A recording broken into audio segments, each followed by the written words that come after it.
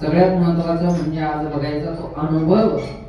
कारण या अभंगामध्ये प्रथम शब्दाला मान दिला म्हणजे अनुभव, ऐसा ज्यांचा अनुभव. आणि म्हणून आपल्या सर्वांना माहित असावं की परमार्थामध्ये महत्वाचं काय काय महत्वाचं.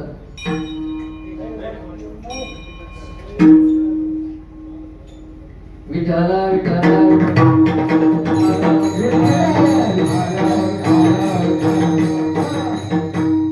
यांची चूक नाही, त्यांना वाटलं आम्ही आलो देवाला कळलं. आणि म्हणून या ठिकाणी आपल्याला परमार्थामध्ये सगळ्यात महत्वाचं काय सगळ्यात महत्वाचं. खाली बसलेले मंडळी काही खूप लांब बसले महाराज, त्यांना वाटलं बरं इकडच्या इकडे. तुम्हाला सुद्धा प्रश्न मी विचारणार आहे, तसं जेवायला सुट्टी नाही आज. अनुभव काय सगळ्यात महत्वाचं परमार्थामध्ये काय. जेवण झाल्यावर पंगत आहे माहितीये, पण अनुभव सगळ्यात महत्वाचा आहे, बरोबर. कारण अनुभव असला तर एखाद्या कार्यामध्ये आपल्याला सफलता. कोणत्याही गोष्टीचा काय असला पाहिजे, अनुभव असावा, तर आपल्याला ते काम करता येत. आणि म्हणून संतांनी जे सांगितलं आपल्याला अनुभव शिकवला. कारण जगद्गुरु श्री संत तुकोबरायांचं चरित्र बघितलं की जगद्गुरूने अनुभव घेतला बरं का, अनुभव घेतला. जगद्गुरु श्री संत तुकाराम महाराजांनी एकदा संसार केला, या जगासमोर व्यवहार केला, दुकानदारी केली, सगळं बघितलं. या जग व्यवहार कसं करत, चांगलं करते, कोण कसं धोका देत, कोण कसं फसवत. मग परमार्थामध्ये उतरले. संसाराचा अनुभव आपल्याला आहे, त्यांनाही होता, पण त्यांनी परमार्थातला अनुभव सांगितला. कारण परमार्थातला अनुभव हा सुख देणार आहे. आणि मग आपल्यालाही सांगितला, कारण त्यांना अनुभव आहे. अनुभव आली अंगा ते हा जगात येत असे. महाराज म्हणतात मला अनुभव आहे. तुका म्हणे चाकोटी सांगे मज अनुभव आहे अंगे. महाराज म्हणतात आम्हाला अनुभव आहे, आणि म्हणून संत सांगतात, आणि आपल्या सर्वांना तो अनुभव बघायचा आहे. विठ्ठल विठ्ठल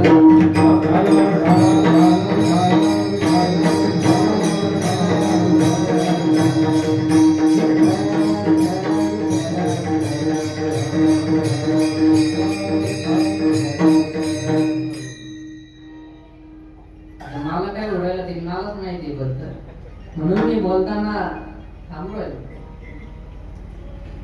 आणि म्हणून अनुभव महत्वाचा.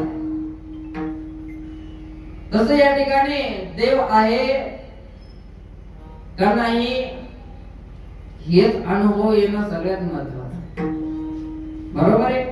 या ठिकाणी जगद्गुरु संत तुकाराम महाराज काय सांगतात, विश्वामध्ये देव बघायचा आहे, किंवा त्यांना संत म्हणा ज्यांना चराचरामध्ये देव दिसतो. मग आपल्याला दिसतो का? दिसला का तुम्हाला? कोणाला दिसला का? वर बसलेले कधी दिसला का?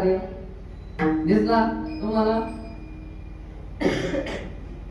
तुम्हाला दिसला का? आजीबाई खाली दिसला का कोणाला देव?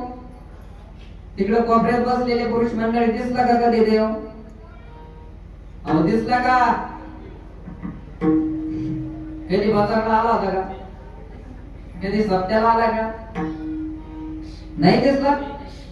मग कशाला आले तुम्ही एवढे? एवढा मोठा सप्ताह आणि एवढा मोठा कीर्तन का पाटील? देव आहे का नाही? प्रथमतः या ठिकाणी 4 प्रकाराचे वर्ग सांगितले. जसं जगद्गुरु तुकोबारायांनी 3 वर्ग केले ना, प्रकाराचे 3.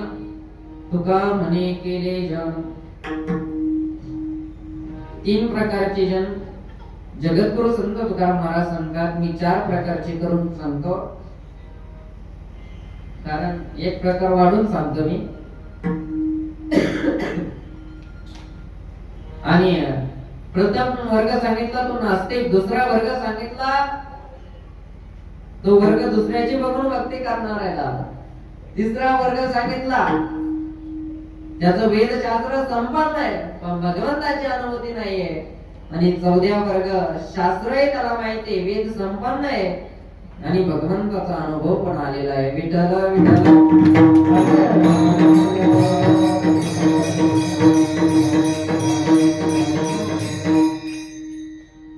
आणि म्हणून नास्तिक वर्गाला देव मान्य नाही, कथा कीर्तन सप्ताह काहीच मान्य नाही. कारण त्याचं म्हणणं आहे देवच नाही, कारण देव कोणाला दाखवता आला नाही. बरोबर आहे का नाही? आपल्याला जरी कोणी विचारलं आता देव आहे का, तर आपण डायरेक्ट काय म्हणलो?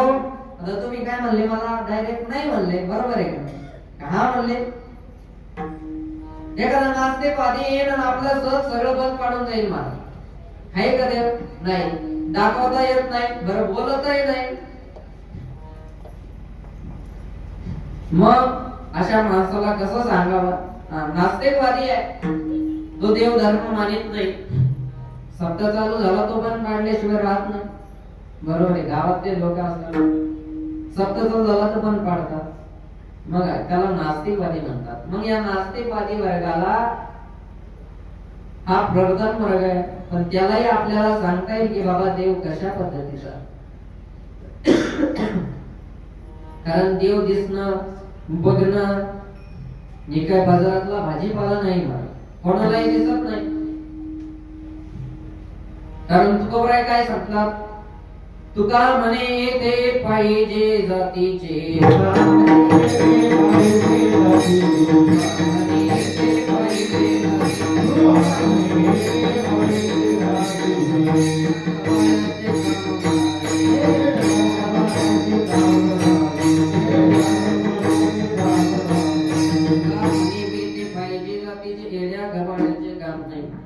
कारण इथं कोणाचं काम नाही, कोणालाही देव दिसत नाही. देव त्यांनाच दिसतो ज्यांचा अधिकार आहे. आणि मग देव दिसत नाही त्यांना सांगता येईल बाबा, कारण हे जग जे चालतंय जरी देव दिसत नसला तरी देव आहे महाराज. कारण चित्रकाराशिवाय चित्र तयार होतं का?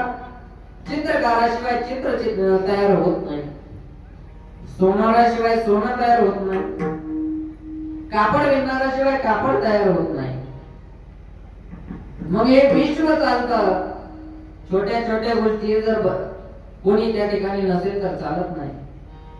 मग हे विश्व चालतं, याच्या मागे सुद्धा कोणीतरी असलं पाहिजे, तेव्हाच हे विश्व चालतं महाराज. आणि म्हणून या ठिकाणी भगवंत सांगतात ना, किंवा अनेक संतांचे प्रमाण आहे, तुझी सत्यने वेद असे बोलणे, सूर्याचे चालणे, तुझ्या बळी ऐसा तो समर्थ ब्रह्मांडाचा धनी. आणि म्हणून त्याच्या सत्तेने हे विश्व चालतं. असे अनेक प्रकारचे प्रमाण आपल्याला देता येईल. मी तुम्हाला सांगेन देव आहे का? देव आहे महाराज, पण तो बघावा लागतो, तो कोणाला दिसत नाही. जसं माऊली ज्ञानोबरांनी हरिपाठामध्ये काय सांगितलं? मंथोनी नवनीता तैसे अनंता वाया व्यर्थकता साने. म्हणजे एकदा मंथन कर बाबा, त्यावेळेस तुला या ठिकाणचा देव दिसेल. तेव्हा भक्तीचं मंथन केलं की भगवंत दिसतो. जसं दुधामध्ये काय आहे? दुधामध्ये तूप आहे, पण ते केव्हा दिसत? लगेच बघितल्या दिसत का? नाही, त्याचं मंथन करावं लागतं मला, तेव्हा तूप दिसत. कारण त्याच्या प्रक्रिया पूर्ण होत नाही तोपर्यंत आजीबाई तूप दिसत का? दिसत नाही. मग केव्हा दिसत? मंथन पूर्ण झालं कि मग त्यामधलं तूप दिसत ना. एकदा काय झालं, असंच एक महाराज जेवायला बसले. जेवायला बसले की महाराजांनी सांगितलं बाबा तूप आणा म्हणून. तर तूप आणा म्हणल्यानंतर तूप आणायला गेले आजी. मग ते आजीबाईने आणलं आणि वरण होतं महाराज, ते वरणावर दिलं दूध टाकून. वरणावर काय टाकलं? दूध टाकलं. ती महाराज म्हणे ओ आजीबाई काय केलं म्हणे? ती म्हणे तुम्ही तर सांगितलं कीर्तनात दुधात तूप आहे, मग घ्या तूप. मग दुधात तूप आहे असं नाही, त्याचं मंथन करावं लागतं. या ठिकाणी भगवंत आहे पण जेव्हा जेव्हा भक्तीचं मंथन होईल तेव्हा भगवंत दिसतो महाराज. आणि म्हणून नास्तिकवाद्याचा विषय सोडा, त्या नास्तिकवाद्याला देव धर्म सत्ता कथा कीर्तन हे मान्य नाही. दुसरा वर्ग सांगितला तो दुसऱ्याची बघून भक्ती करणार आहे. कसं आहे, दुसऱ्याची बघून भक्ती करणार आहे. कारण काय होतं महाराज, कोणीतरी निघलं कीर्तन म्हणून आपण जायचं, कोणीतरी चाललं सत्याला म्हणून आपण निघायचं. काही लोकांचा असा भाव असतो, शेजारची निघली कीर्तनाला मग मी बी चालले, बरोबर आहे का? ती पूजेला गेली मग मी बी पूजेला जाते, असं असतं ना. म्हणजे शेजारच्याच बघून काही लोकांच्या मनात काही परंपरा असतात, काही परंपरा लोकांना काही कळत नाही, काही परंपरा असतात महाराज. एक ब्राह्मणाचा मुलगा होता, तर जेवताला बसताना काय करायचं, जेवायला बसला की काष्ट सोडून बसायचा. त्यावेळेस त्याचा मित्र गेला महाराज, म्हणजे त्याच्या वडिलाचा मित्र गेला. त्याने का रे हे काष्ट सोडून जेवायला का बरं बसतो तो रोज? त्याने माझे वडील काष्ट सोडून जेवायला बसत होते. अरे ती म्हणे बावळाटा, तुझ्या वडिलाचा सुटत होता तो सोडून बसतो. म्हणजे परंपरा काही पण रूढी लावून घेतल्या महाराज. मागून आला तसं चाललंय पुढं, बरोबर आहे का? मागून आला तसं लोकांना सुद्धा पुढे चालू द्यावं. एवढं ते तुम्हाला कळालं नसेल तर पुढचं उदाहरण सांगतो. एका महिला मंडळी महाराज, तुका म्हणे पतिव्रता तिची देवावरील सत्ता, अशी एक पतिव्रता स्त्री होती. वडाची पूजा करण्याकरता निघाली. आता वडाची पूजा करण्याकरता निघाल्यानंतर महाराज हातामध्ये सामान होतं. कशाचं? पूजेचं सामान होतं. ताटामध्ये बरेचसे आंबे घेतले होते, 10-12. मग निघल्यानंतर एकटीच निघाले. आता कसं जावं बरं? जाता जाता काय झालं, आता वाटेमध्ये ना थांबले, ते थोडं उभं राहिली. तिच्या पाठीला आली महाराज खास. माझे शब्द तुमच्यापर्यंत कळताय ना? माझं बोलणं तुम्हाला समजतंय ना? खाली इकडे समजतंय ना? आवाज येतोय ना व्यवस्थित? काही टायमाला काय होतं महाराज, सगळं कीर्तन आपण लोकांना बघून करावं, नेमकं तेच बैर राहत. असं नको व्हायला. काही टायमाला आपण जर ओरडलो तर लोकांना त्याचा आवाज व्यवस्थित कळत नाही.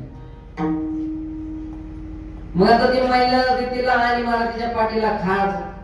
आता करावं काय?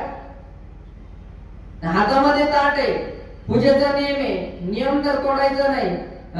आणि पुढे जर जायचंय, पाठ पूजे झाडापर्यंत जाऊपर्यंत टेकवायचं नाही. मग ती पाठ खाजवायची कशी बरं? खाज अशी गोष्ट ती खाजल्याशिवाय जात नाही. मग तिने काय केलं, एक रस्त्यामध्ये जाता जाता तिला एक सिमेंटचा पोल दिसला लाईटचा. तिने काय केलं, पाठ आहे ना पुढे घासली, त्या पोलाला घासली बरं. आणि ती महिला माता माऊली बिचारी ती पुढे निघून गेली. आता याच्यात काही तुम्ही लय मनावर घेऊ नका महिला मंडळी, मी तुमचं अजिबात सांगत नाही. या गावातला नाही सांगत, दुसऱ्या गावातला सांगतो. तिकडे गेल्यावर तुमचं सांगतो. आता त्या महिलाने पाठ घातली आणि ती महिला पुढे निघून गेली. आता ती मागून येणारे तिनं बघितलं. तिला वाटलं आज पूजेचा नियम बदलेले. आता तिनं काय केलं असं महाराज, तिने मी पाठ घातली आणि ती पुढे गेली. मागून ती स्त्रीला बघितलं, ती म्हणे आज तर लयच नियम बदलला. मग असं करता करता मला 10-12 जणी झाल्या. दिवसभरात पोल पातळ झाला महाराज. यांची पूजा म्हणा विठाला विठाला.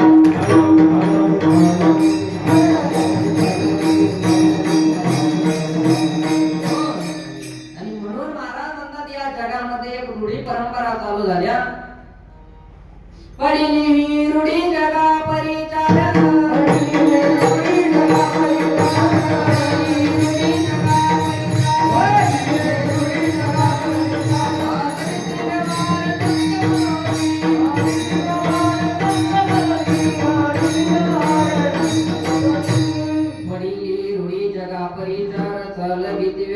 सत्य म्हणून महाराज म्हणतात या जगामध्ये काय झालं, रूढी पडली. एक परंपरा चालू झाली की मागून आलं तसं पुढच्यांना वागायचं. हा, सगळ्यांनी संसार केला मग संसारच करत राहायचा. महाराज म्हणतात याच्यामध्ये सगळ्यांचं आयुष्य गेलं ना. आजा गेला, पंजा गेला, बाप हसना गेला, देखत देखत नातू कंदू कोई कैसा रहा. महाराज म्हणतात आजा गेला, पंजा गेला, बापही गेला, आता नाताचंही आयुष्य संपत संपत आलं. पण या संसारामध्ये काय करताय, अजून दुःख भोगताय. आणि म्हणून ही रूढी परंपरा पडली.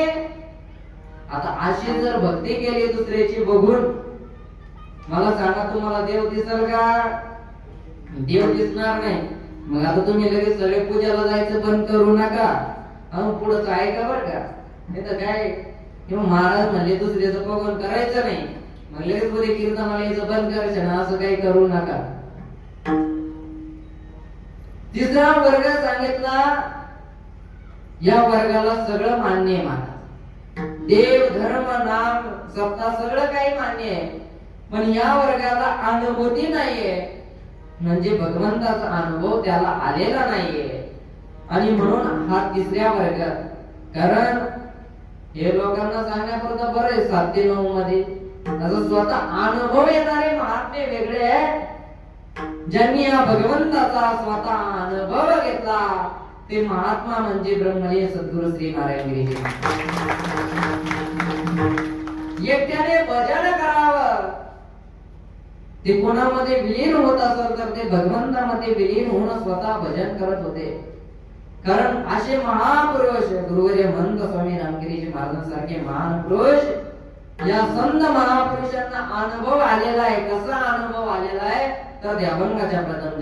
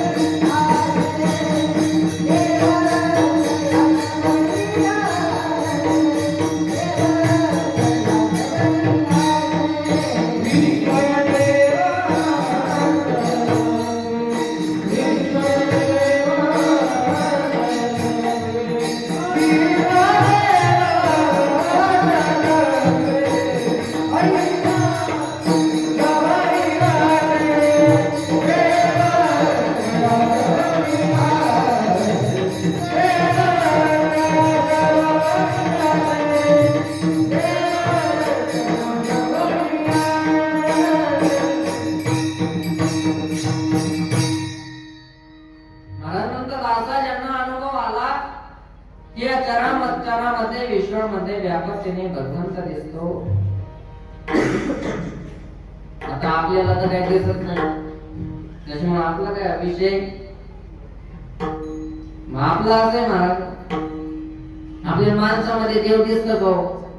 तुम्हाला दिसतो का? माणसामध्ये देव दिसत नाही. बरं मंदिरात गेल्यावर देव दिसतो का? माणसात तर जाऊ द्या, मंदिरात गेल्यावर कधी दिसला का देव? मूर्ती दिसते पण देव दिसत नाही. आणि देव दिसला असता तर मंदिराच्या ओट्यावर बसून कोणी विडे पिला असत. या गावातले नाही पेत पण बाकीच्या गावात पेत. बरोबर आहे. आणि म्हणून देव आहे पण दिसतो का? सांगून गेलो देव आहे पण त्याचा बघण्याकरता मंथन करावं लागतं. आणि म्हणून माऊली ज्ञानोबरायांनी ज्यांनी वारकरी संप्रदायाचा पाया रचला, माऊली ज्ञानोबरायांना सुद्धा देव दिसला. कुठं कुठं त्यांनी देव बघितला महाराज? रेड्यामध्ये ज्यांनी देव बघितला. अनेक निर्जीव विद्येला ज्यांनी चालवलं त्यामध्ये सुद्धा चेतन शक्ती ज्यांनी बघितली. माऊली ज्ञानोबरायांनी उन्हामध्ये बघतो अनेक अनुभव आहे. त्यांना सुद्धा चराचरामध्ये देव दिसतो. आणि म्हणून तर ते लिहितात ना, जे जे बोलते भूत ते ते मानी जे भगवंत ऐसा भक्ती योग निश्चित जाणं माझा. प्रत्येक चराचरामध्ये भगवंत त्यांना दिसला. नाथ महाराज ज्यावेळेस रामेश्वराला पाणी घेऊन निघाले तर त्यांना गाढव वाटत पाण्यापासून व्याकुळ झालेला दिसला. त्यांनी त्याला पाणी पाजलं. त्यांनी त्याच्यामध्ये भगवंत बघितला. म्हणून सर्वागती राम देहादेक सूर्यप्रकाशक सचर. सर्वांमध्ये ज्यांनी राम जे बघतात नाथ महाराज. अजून अनेक प्रकारचे संत आहेत की ज्यांना या विश्वामध्ये देव दिसतो. नवे नवे सावता महाराज आहे. सावता माणसांना कुठे कुठे देव दिसला? कुठे कुठे देव दिसला? आदित्य महाराज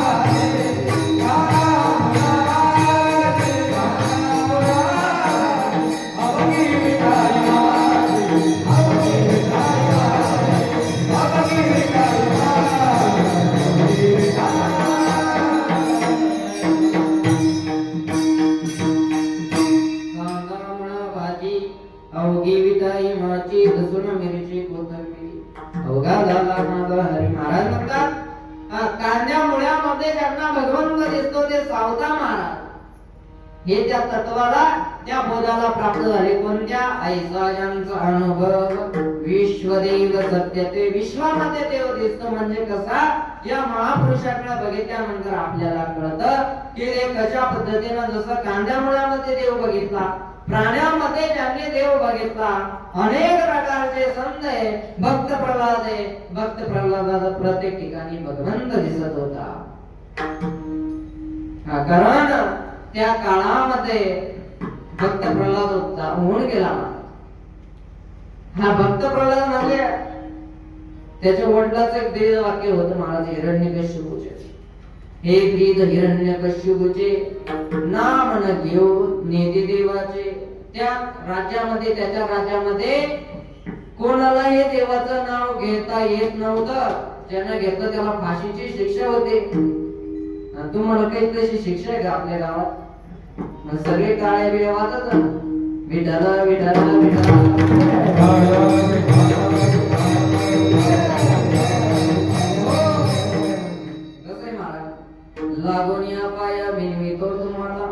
करे टाळी बोला मोठी नाम सर्वांनी भगवंताचं भजन केलं पाहिजे. सगळ्यात महत्वाचं भगवंताचं भजन आहे महाराज, दुसरं काही नाही. आणि म्हणून सावता महाराज असतील, अनेक प्रकारचे संत आहे. भक्त प्रल्हाद आहे, भक्त प्रल्हादाच्या वडिलांना, त्याच्या वडिलांनी त्याला विचारलं, अरे बाबा तुझा देव कुठं कुठे आहे? तर सगळ्या ठिकाणी त्यांनी सांगितलं, माझा देव नाही अशी जागाच नाही म्हणे. कारण विठ्ठल जडी स्थळी भरला, रीता ठाव नाही भरला, आज म्या दृष्टीने पाहिला, विठ्ठलची विठ्ठलची विठ्ठल सगळ्या ठिकाणी देव आहे मी बघितला. आणि म्हणून भक्त प्रल्हादासारखे भक्त यांना सगळ्या ठिकाणी देव दिसतो. अनेक प्रकारचे संत या जगाच्या पाठीवर होऊन गेले, अनेक संत महापुरुषांना विश्वामध्ये चराचरामध्ये देव दिसतो. आणि म्हणून हे संत महापुरुषांचा अनुभव आलेला आहे की चराचरामध्ये त्यांनी देव बघून जे भक्ती करतात ना, आता सगळ्यांना दिसला पण देव दिसतो वेगळं आणि व्यापक तत्वाने दिसणं वेगळं. याच्यामध्ये दोन गोष्टी बरं का. देव तुम्हाला मूर्तीमध्ये दिसला ती गोष्ट वेगळी आणि व्यापक तत्वाने दिसणारी गोष्ट वेगळी बरं का. तुम्ही म्हणाला जास्त काय, हा देव तर माझ्या नामदेव महाराजांना पण दिसत होता. माहितीये तुम्हाला नामदेव महाराज? माहितीये? आपल्या गावातले नाही, पंढरपूरचे बरं. हे तर सगळे आमचे दिंडीवाले माणसं आहेत. आमचे काका असतील, अतिशय निष्काम आवडीने सेवा आहे. आमची नानांची पण खूप वर्षापासून 14 तारखेची सेवा आहे महाराज. एवढं वय झालं तरी हे माणसं सेवा करतात, पंढरपूरची वारी असतात. आमचे कडांगे पाटील असतील, सर्वच असणारे उपस्थित आमचे वारकरी आहे. त्यांना माहिती, त्यांनी सांगितलं पंढरपूरचे नामदेव महाराज. अरे नामदेव महाराज कोण होते? ते पंढरपूरचे नामदेव महाराज म्हणजे भगवंताचे लाडके भक्त होते. एवढं दृष्टांत मी सांगणार आहे ना बर का. एवढं दृष्टांत तुम्ही ऐका आणि लगेच आपलं सेवा समाप्त होणार आहे. तुम्ही लक्ष देऊन ऐका, मी लक्षपूर्वकच सांगणार आहे.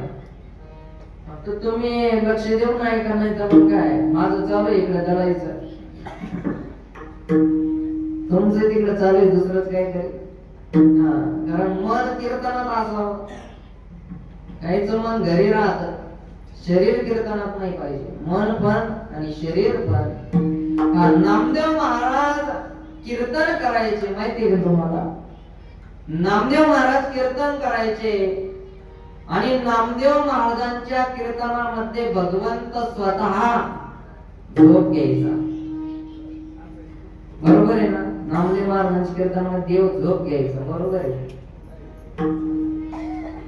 नामदेव महाराजांच्या कीर्तनामध्ये देव काय करायचा महाराज? नामदेव कीर्तन करी पुढे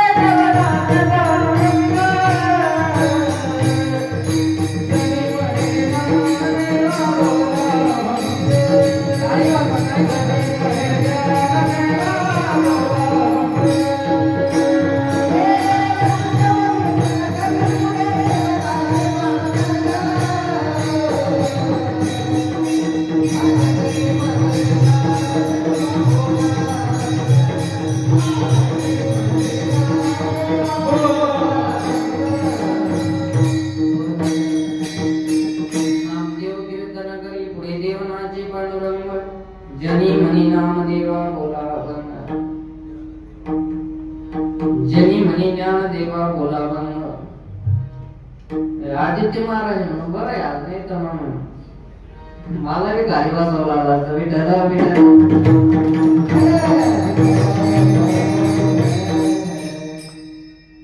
बाकीचे म्हणते ना आम्ही काय केलं भाऊ, तुम्ही सगळेच बरं का, कोणी तसा राग मानला. नामदेव महाराजांच्या कीर्तनामध्ये देव जांभळ्यात यायचा असंही नाही बरं का. जांभळ्यात तर नव्हता देव, झोपत पण नव्हता. आता तुम्ही आमच्या कीर्तनामध्ये झोपात या, जांभळ्यात येत्या, हे आमचं दुर्भाग्यच म्हणाय. बरोबर आहे का? पण नामदेव महाराजांचा अधिकार नामदेव महाराजांच्या कीर्तनामध्ये देवाने नाचावा हा ज्या संत महापुरुषांचा अधिकार काय असेल,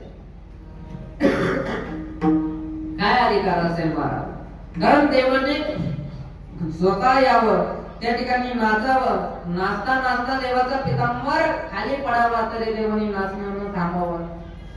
ही किती मोठी भक्ती आहे. अशा महान संतांचा महाराज काय झालं, एका जणाने व्हिडिओ काढला. महाराज देव नाचत होता. कोणाच्या कीर्तनात? नामदेव महाराजांच्या कीर्तनात देव नाचायचा.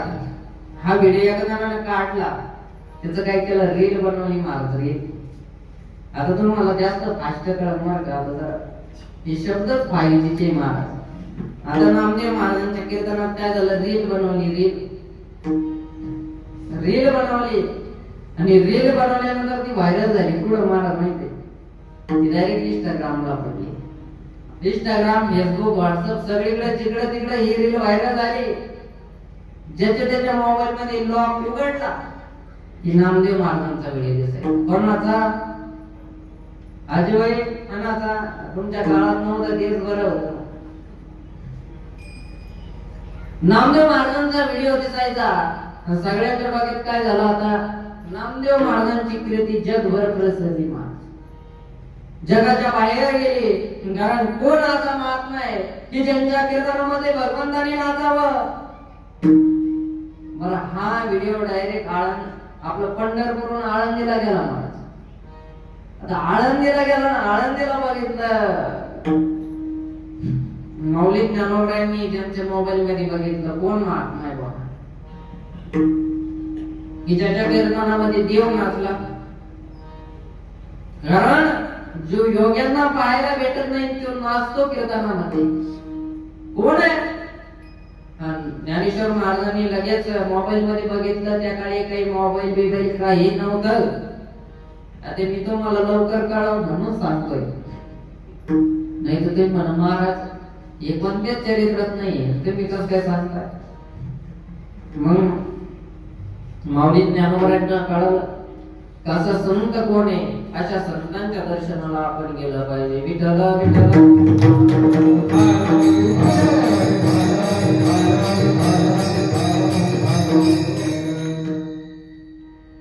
मग ठरवलं निवृत्तीनाथ महाराज, ज्ञानेश्वर महाराज, काका मुक्ताबाई चौघ भावंड पंढरपूरला निघाले. पंढरपूरला आल्यानंतर त्यांनी ठरवलं आता त्या महान पुरुषाचं दर्शन दादा त्यांना घ्यायचंय. कोण आहे ते संत? त्या संतांचं नाव आणि नंबर खाली लिहिलेला होता. कोणाचं? नामदेव महाराज. नव्हता लिहिलेला बरं का. त्यांनी बघितलं हे संत कोण आहे. या संतांना ओळखायचं कसं? संत ओळखणं एवढं सोपं नाही. कारण या जगामध्ये पोटासाठी संत झाले कले तव होत. कपडे होऊन काय संत होत का महाराज? नाही महाराज. त्यांनी बघितलं वाळवंट बघायला लागले. वाळवंटामध्ये बघितल्यानंतर त्या ठिकाणी नामदेव महाराजांचं कीर्तन चालू होतं. त्यांनी कसं ओळखलं तर त्या ठिकाणी भगवंत स्वतः नाचत होता. भगवंत नाचताना बघितलं आणि निवृत्तीनाथ महाराज म्हणाले आपल्या भावांना म्हणाले अरे भावांनो हेच ते नामदेव महाराज यांच्या दर्शनाकरता आपण आलो. आपण दर्शन घेतलं पाहिजे. आणि म्हणून दर्शनाकरता सगळे भावंड आले. आल्यानंतर जे कधीही वृत्तीवर येत नाही जे निवृत्तीनाथ महाराज कीर्तन संपलं आणि कीर्तन संपल्यानंतर सगळे दर्शनाला आले. सगळे म्हणायला लागले महाराज काय कीर्तन करतात तुम्ही, वा वा वा वा. महाराज लोक म्हणत राहतात एक दिवस. पहिल्या दिवशी पहिल्याला म्हणतात, दुसऱ्या दिवशी त्यालाही तेच म्हणते वा वा महाराज काय कीर्तन केलं. तिसऱ्या दिवशी आला त्यालाही तेच आहे भाऊ. आपण उगाच भरळून जातो की आपल्याला लोकांना नाव घेतलं असं काय नसतं लोकांचं. नामदेव महाराज सगळे म्हणायला लागले. सगळ्यांनी दर्शन घेतलं. नामदेव महाराज बसलेले होते, उभेच होते. उभे असताना निवृत्तीनाथ महाराज दर्शनाला आले. दर्शन घेतलं, बाजूला झाले. मुक्ताईनं बघितलं. ज्ञानेश्वर महाराज आले, दर्शन घेतलं, बाजूला झालं. स्वपन काका आले, दर्शन घेतलं, बाजूला झाले. आणि हे मुक्ताईनं बघितलं. मुक्ताईनं बघितल्यानंतर म्हणाले अरे हा नाम्या एवढं शहाण आहे का? अरे माझे भाऊ म्हणजे साक्षात ब्रह्म विष्णू महेशाचे अवतार आहे. माझ्या भावांना हा हातही जोडत नाही, वाकतही नाही. आणि अशाच्या पुढे काय आपण वागायचं? महाराज अहंकाराचा वारा महाराज त्याच्याकडे पाया पडू नका जो आपल्याला बघून हात पण जोडीत नसेल. कारण आपली जो किंमत करतो त्यालाच आपण किंमत दिली तर ते बरोबर राहतं महाराज. नाही तर मग ते आपल्या अंगलट येते. मुक्ताबाईने काही दर्शन नाही घेतलं, त्यांनी लांबूनच नमस्कार केला आणि ते तिथंच थांबल्या. आता या संत महापुरुषांनी काय केलं? नामदेव महाराजांना निर्वस्ती दिला म्हणे नामा. नामदेव महाराजांना सांगितलं महाराज वेळ मिळाला तर कधी आमच्या घरावर म्हणजे आळंदीला. मग तिथं आम्ही तुम्हाला सांगतो काय राहतो फार काढतो. कीर्तनात वाता आणल्या पण या घरी. नामदेव महाराज म्हणले कोणी वाद आहे मला बोलवणार आहे? बरं म्हणजे येतो असं सांगितल्यानंतर नामदेव महाराज म्हणे आजचं कीर्तन जरा जास्तच भारी झालं, लोक आपल्याला बोलायला लागले. नामदेव महाराज ही आनंदाची बातमी घेऊन भगवंताकडे गेले. आणि भगवंत म्हणजे कोण महाराज? साक्षात पांडुरंग परमात्मा, ज्याच्या सत्तेने विश्व चालतं, जो ब्रह्मांड नायक आहे, ज्या विश्वाचा मालक आहे. देवाने त्यांच्या कीर्तनामध्ये नाचावं आणि देवाला विचारलं देवा मी या संताकडे जाऊ का रे? कोणत्या संताकडे? आळंदीच्या संताकडे. देवाला तर आनंद झाला म्हणे नामा तू खऱ्या मार्गावर चालला नाही. आता खरंच तुला जाण्याची तिकडे खूप गरज आहे. कारण इकडं भजनेमध्ये चार चाली तुला ज्यादा येत्या. तुला असं वाटत मी लय मोठा आहे, पण असं काही नाही. जाऊन पाय म्हणे तिकडे बाहेर पण काय राहत. काही काही गावात त्याला वाटतं आमचं लय पाठण करे, आमचं लय पाठण करे. दिंडीत गेल्यावर त्याला कळत दिवसभर मालिका बघितलं. काही त्याला वाटतं मी लय मोठं पण त्याला जेव्हा बाहेर पडतो तेव्हा त्याला कळत आपल्यापेक्षा मोठे मोठे पैलवान जगात आहे. पण ती कधी कळत? बाहेर गेल्यावर. हा नामदेवा तू खरंच आहे बरं पुढं आळंदीला. नामदेव महाराज मग आनंदाच्या भरामध्ये निघाले. आता तिथं गेल्यानंतर सगळ्या संतांची सभा भरलेली आहे. मोठे मोठे संत त्या ठिकाणी आलेले. गोरोबा काका आहे, चारी भावंड आहे, सगळेच संत महान संत त्या ठिकाणी बसलेले आहे. ज्ञानेश्वर महाराज, निवृत्तीनाथ महाराज, सोपान काका, मुक्ताई अनेक संत त्या ठिकाणी आहे. सगळ्या संतांची सभा भरली. नामदेव महाराज आले आणि ते खाली बसल्याबरोबर मुक्ताईला आनंद झाला. मुक्ताई म्हणे आता मात्र नामदेव हातात आला म्हणे, आता परीक्षा घ्यावाच लागते. मग परीक्षा घ्यायची ठरवली. काकाला सांगितलं काका आमच्या सगळ्या संतांमध्ये तुम्ही वयोवृद्ध आहात, जातीने कुमारा आणि म्हणून तुम्हाला चांगले पारख आहे कच्च कोण आणि पक्क कोण. आता कोण कच्चा कोण पक्क? नामदेव महाराजांनी ठरवलं. सगळ्या संत बसल्यानंतर चोकोबाने आपलं गोरोबा काकांनी हातामध्ये थापटणं घेतलं. एक एक संतांची पाहणी चालू केली. कोण पक्क आहे वयाच्या मनाला? कोणाची नेमकं कोण कच्चं ठरतं, कोण पक्क ठरतं? सगळे एकामेकाकडे पाहत होते. जे तुम्ही एकामेकाकडे बघू राहिले ना आता तशी पाहत होते. आपल्यावर वेळ येते का, आपल्यावर वेळ येते. सगळ्यांची परीक्षा झाली. शेवट नामदेवाचे राहिले आणि नामदेवाला सांगितलं. नामदेवाला थापटणं मारलं. नामदेव म्हणे या कोणते संत असं थापटणं आणून पाहत राहते पुढे परीक्षा. काय संत काय म्हणावं आता तुम्हाला? नामदेव महाराज रडायला लागले आणि तसेच निघून नामदेवाला सांगितलं नामदेवा तू अजून कच्चा आहे म्हणून. नामदेव महाराज माणसाला अपमान सहन होत नाही. मोठ्या माणसाला एक तर माणसानं मोठं होऊ नये, मोठं झालं तर अपमान माणसाला सहन हो, अपमान सहन नाही होत. नामदेवाचा अपमान झाला. नामदेव महाराज उठले, भगवंताकडे आले आणि सांगितलं देवा तू सांगितलं काय की बुवा त्या संतांमध्ये जा, तुला ती परमार्थाचा मार्ग दाखवतील. आणि ते संतांनी मला कच्चं ठरवलं, देवा मी खराच कच्चा आहे का रे? देव म्हणे नामदेवाला खरं कसं सांगावा, खरं सांगा तर सख्याईला राहा. पण सांगतो म्हणे बाबा तू खरंच कच्चा आहे. आता घरातलेच लोक जर कच्चं म्हणायला लागले मग राहावं कुठं? मग देवा मला पक्क होण्यासाठी काय करावं लागेल? त्याकरता तुला गुरु करावा लागेल. आपण आज सर्वजण जर पक्के होऊन या ठिकाणी बसलेलो असेल तर ही सद्गुरु गंगागिरी महाराजांच्या परंपरेची कृपा आपल्यावर आहे. म्हणून आपण या ठिकाणी बसलेलो आहे. नाही तर मग आपल्याला कोणा सांगितलं असतं बाबा देव नाही जाय घरी, मग गेलो असतो. पण आपल्याकडे गुरु आहे. गुरु भक्कम असल्यावर काय घाबरायची गरज आहे? ब्रह्मलीन नारायणगिरी महाराज काळाला वापस पाठवणार आहे. काळाला ज्यांनी वापस पाठवलं,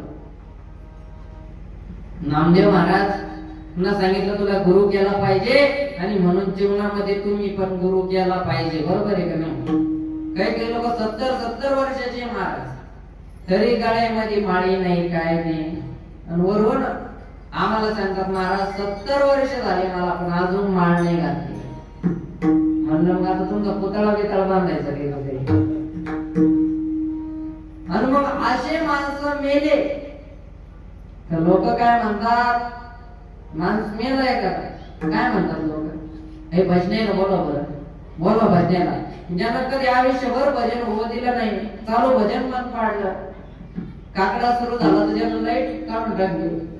आणि त्याच्या भोवती लोक काय म्हणते भजनेला बोला, चला चला चला भजनी बोलून आणा. मी तुम्हाला सांगतो आशेच्या भजनाला का अजिबात जायचं नाही. अरे ज्यांना कधी आयुष्यात भजन नाही करत तुम्ही कशाला जात दिलं? ज्यांना कधी तुळशीची माळ घातली नाही आणि त्याच्या तोंडामध्ये काय घाला ना त्या तुळशीचे, आता तुळशीचे पानं घालायची जागा आहे का त्याची? काय ज्यांना कधी तुळशीची माळ घातली नाही, दुसऱ्याला घालू दिली नाही, त्याच्या मौतीला भजन, त्याच्या तोंडात तुळशीचं पाणी. काय महाराज, काय लोक? विषय सोडून द्या. मी तुम्हाला सांगत होतो, काय सांगत होतो?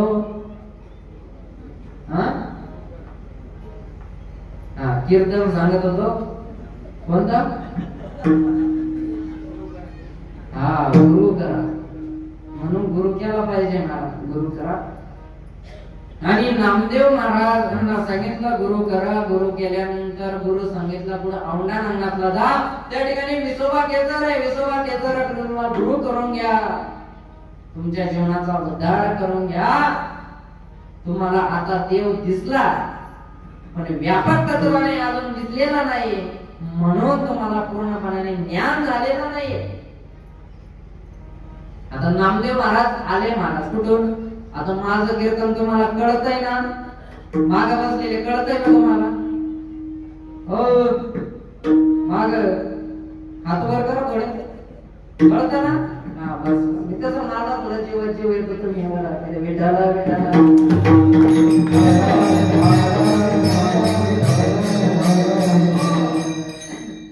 तुम्हाला वाटतं आपल्याकडे पण लक्ष आहे असं, दुसरं काय नाही. बाकी नामदेव महाराज आले औंढा नागनाथला. त्या ठिकाणी विसोबा केसर भगवान शिवाच्या पिंडीवरती पायात चप्पल आहे, कडवा आहे आणि आपला पाय त्या पिंडीवर ठेवून बसलेले आहे. त्या लिंगावर पाय ठेवलेला आहे, बसलेले. नामदेव महाराजांना कोणीतरी सांगितलं की हेच विसोबा केसर आहे. विसोबा केसर नामदेव महाराजांनी बघितलं, अरे मी आधीच कच्चा. त्याच्यात आशा गुरुकडे मला पाठवलं, जो गुरु देवाच्या डोक्यावर पाय ठेवले, आशाला गुरु करावा का? आता केलं पाहिजे गुरु. अजिबात जमणार नाही. नामदेव महाराज वापस निघाले. पण विसोबा केसराने आवाज दिला, म्हणे अरे नामा कुठे निघाला? नामदेव महाराज म्हणे अरे यांना आपलं नाव कसं कळालं? म्हणून नामदेव महाराज मागे आले. सांगितलं मला तुम्हाला सद्गुरु करायचं होतं, पण तुम्ही देवाच्या डोक्यावर पाय ठेवलात, म्हणून आता मला करू वाटत नाही. पण त्या विसोबा केसराने सांगितलं नामदेवा माझं वय झालं आता, जाऊ दे, मला गुरु करू नको, मला काही अपेक्षा बी नाहीये, पण हा माझा पाय आहे, मी वयोवृद्ध झालो म्हणून माझा पाय आता काय करू, उचल आणि कुठं ठेव, दुसऱ्या जागेवर ठेव. आता दुसऱ्या जागेवर नामदेवाने पाय उचलला, उचलला, दुसऱ्या जागेवर ठेवलं, तिथं काय निर्माण झालं, पिंड निर्माण झाली. अनेक ठिकाणी पाय ठेवला महाराज, त्या ठिकाणी काय निर्माण व्हायला लागलं, पिंड निर्माण व्हायला लागले. आणि मग नामदेव महाराजांना कळालं की या चराचरामध्ये, विश्वामध्ये व्यापकतेने काय आहे, भगवंत आहे.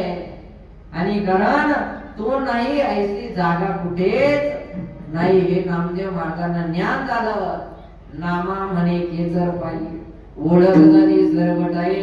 नामदेव महाराज म्हणतात, मला माझ्या सद्गुरूच्या चरणापासून या विश्वाचे, भगवंताची ओळख झाली. आणि म्हणून नामदेव महाराज तसाच आनंद घेऊन पंढरपूरला आले. एकादश होती, द्वादशीचा पारणं सोडण्याकरता वाळवंटामध्ये बसले. आणि वाळवंटामध्ये बसल्यानंतर त्या ठिकाणी भगवंताने सांगितलं, आपण आता नामदेव महाराजांची परीक्षा घेतली पाहिजे, परीक्षा घेतली पाहिजे, परीक्षा घेतली पाहिजे. म्हणून देवच सकाळी सकाळी आले. नामदेव महाराज एकादशी सोडण्याकरता सकाळीच बसलेले होते, कारण एकादशी सकाळी सकाळी सोडायची असते. आणि मग बरोबर सकाळी आपलं पारणं सोडण्याकरता, व्रत सोडण्याकरता नामदेव महाराज बसले. आणि बसल्यानंतर त्या ठिकाणी भगवंत आले. आणि भगवंत आले म्हणजे ते कुत्र्याच्या रूपामध्ये श्वान म्हणून आले. नामदेव महाराजांकडे महाराज हातामध्ये पोळ्या होत्या, एका हातामध्ये तुपाची वाटी होती. त्या श्वानाने काय केलं, त्या कुत्र्याने काय केलं, हातामधल्या ज्या पोळ्या होत्या त्या घेऊन पळायला लागले. आता त्या घेऊन पळायला लागल्यानंतर मग नामदेव महाराज काय केलं, लगेच काठी काढली आणि त्या कुत्र्याच्या मागे पळाले. असं का? नाही, असं नाही बरं का, ते आपण काठी घेऊन पळणारे कोण, आपण. नामदेव महाराजांनी हातामध्ये तुपाची वाटी होती, ती त्या कुत्र्या मागे घेऊन पळाले. त्यावेळेस भगवंताला कळालं, अरे नामदेव महाराजांना आता पूर्णता ज्ञान झालंय. नामदेव महाराज आता काय झालेले, परिपक्व झालेले आहे. आणि म्हणून जोपर्यंत तुमच्या दृष्टीमधला भेद जात नाही, आता मी तुम्हाला डायरेक्ट शेवटचं चरण म्हणायचं सांगणार आहे, त्याच्यामुळं मी सावध राहा. कारण त्या ठिकाणी नामदेव महाराजांचा आता भेद दृष्टी काय झालेली आहे, समजलेली आहे. कारण काय झालं, त्यांना सद्गुरूकडून ते ज्ञान झालं. आणि ते ज्ञान झालं, नामदेव महाराजांचा भेद नाहीसा झाला त्या अभंगाच्या शेवटच्या चरणामध्ये.